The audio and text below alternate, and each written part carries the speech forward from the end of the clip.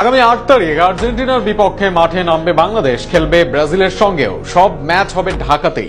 আগামী ৫ তারিখ প্রথমে ব্রাজিলের মুখোমুখি হবে বাংলাদেশ, এরপর ৮ তারিখ আর্জেন্টিনা হবে প্রতিপক্ষ। শেষ ম্যাচে মুখোমুখি হবে আর্জেন্টিনা ও ব্রাজিল। রোমাঞ্চকর এই আয়োজন নিয়ে আরো থাকছে প্রতিবেদন।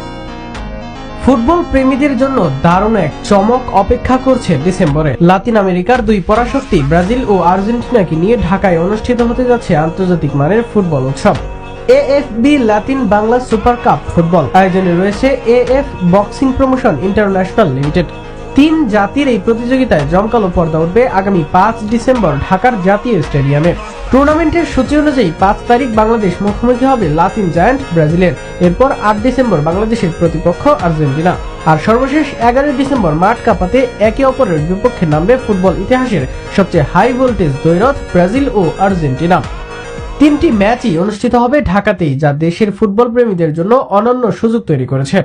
এই প্রতিযোগিতার আরেকটি বিশেষ দিক হলো বাংলাদেশের দল গঠন হবে দেশের সাবেক তারকা ফুটবলারদের নিয়ে।